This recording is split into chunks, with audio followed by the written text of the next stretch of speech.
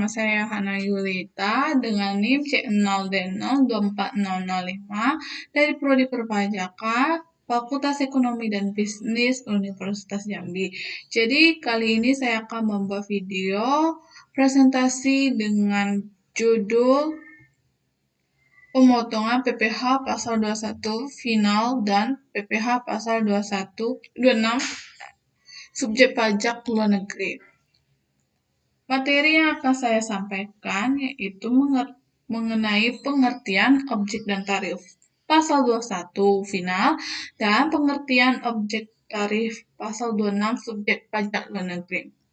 Untuk pertama, pengertian dari pasal 21 final yaitu adalah pajak yang dikenakan secara langsung dan seketika pada saat wajib pajak menerima penghasilan.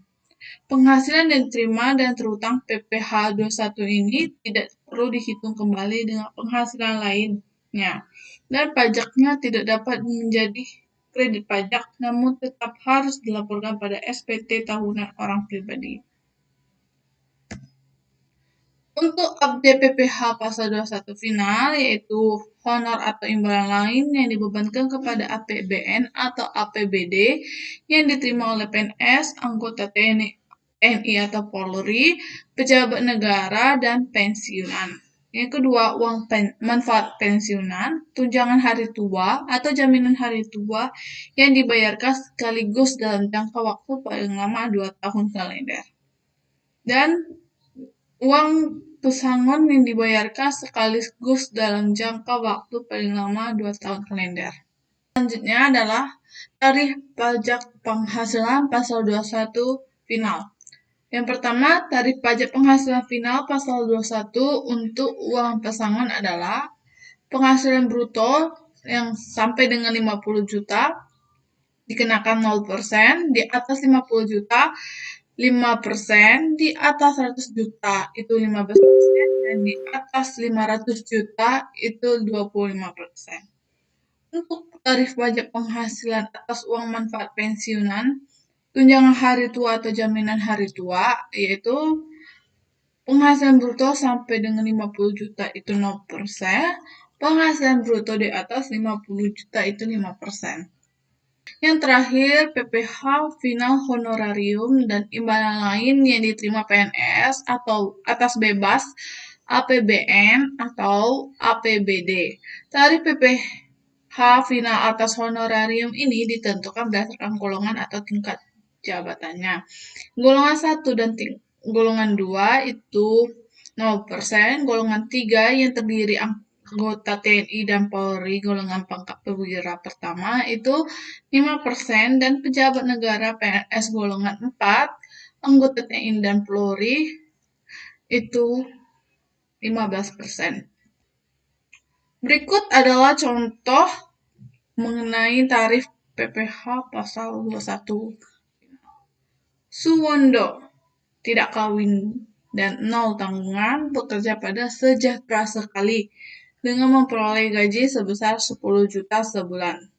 Pada bulan Maret 2023, perjanjian kerja waktu tertentu atau PKWT, Suwondo selama tahun berakhir dan Suwondo memutuskan untuk tidak melanjutkan bekerja di PT Sejahtera Sekali. Suwondo berhak memperoleh uang kompensasinya saat berakhirnya PKWT sebesar 10 juta. Untuk perhitungannya, yaitu dikenakan 0% dikali 10 juta, artinya Pak Suwondo tidak dikenakan tarif pajak final atas uang kompensasi PKWT. Kenapa 0%? Karena Pak Sukowo itu penghasilan brutonya di bawah 50 juta. Selanjutnya, pengertian PPh pasal 26 subjek pajak luar negeri. PPh pasal 26 adalah pajak yang dikenakan atas penghasilan yang dibayarkan oleh badan pemerintah, subjek pajak dalam negeri, penyelenggaraan kegiatan, bentuk usaha tetap, atau perwakilan perusahaan luar negeri lainnya kepada wajib pajak luar negeri atau WPLN selain bentuk usaha tetap di Indonesia. Untuk objek PPh pasal 26 ini yaitu penghasilan dari dividen. Maksudnya, dividen yang dibayarkan oleh WPLN dikenakan PPh pasal 26. Dividen berasal dari keuntungan perusahaan yang beroperasi di Indonesia. Kedua, bunga dan premium dan diskonto. Bunga termasuk premium, diskonto, dan imbalan lain terkait jaminan pengembalian utang juga termasuk dalam objek PPh pasal 26. Royalti, penghasilan dari penggunaan hak cipta atau hak kekayaan intelektual lainnya yang dikenakan PPh pasal 26. 4. Imbalan jasa, pekerjaan, dan kegiatan. Imbalan atas jasa, pekerjaan, atau kegiatan yang diberikan kepada WPLN juga dikenakan PPh pasal 26. 5. Hadiah dan penghargaan. Atas pemberian hadiah kepada WPLN dikenakan PPh pasal 26. Misalnya hadiah undian atau hadiah sehubungan dengan prestasi tertentu. Ketujuh, penghasilan dari penjualan atau pengalihan harta. Penghasilan dari penjualan atau pengalihan harta di Indonesia berupa saham, perhiasan mewah, emas, jam tangan mewah, barang antik, lukisan, mobil, kapal pesiar, kecuali yang telah dikenakan PPh pasal 21 final yang diterima atau diperoleh WPLN juga termasuk dalam objek PPh pasal 26.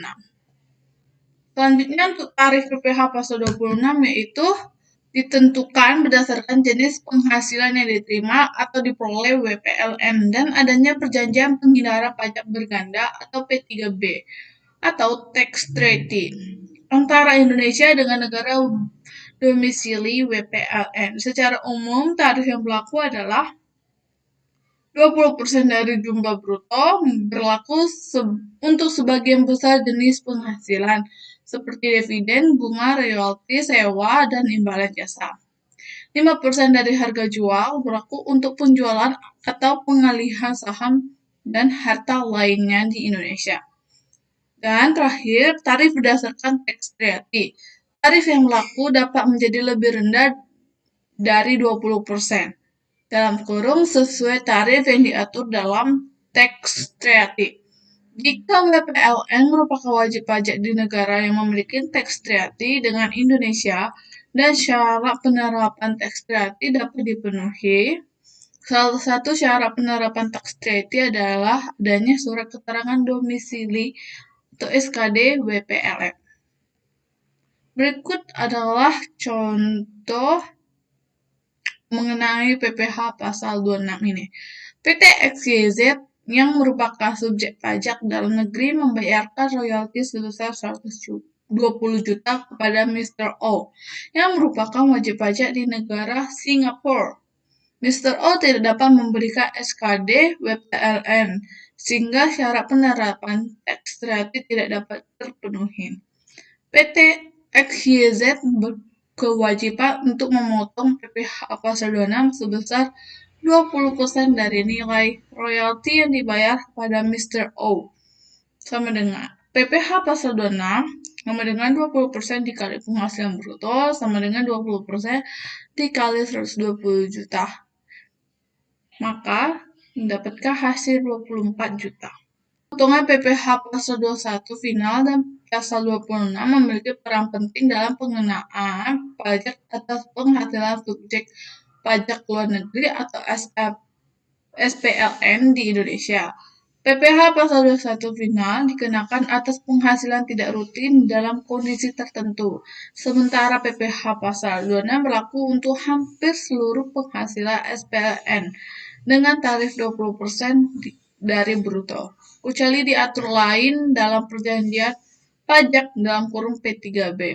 Pemahaman yang tepat terhadap perbedaan keduanya sangat penting agar proses pemotongan pajak berjalan sesuai ketentuan dan menghindari kesalahan administratif. Sekian hasil video presentasi saya. Mohon maaf bila ada salah kata dalam penyampaian. Saya ucapkan terima kasih.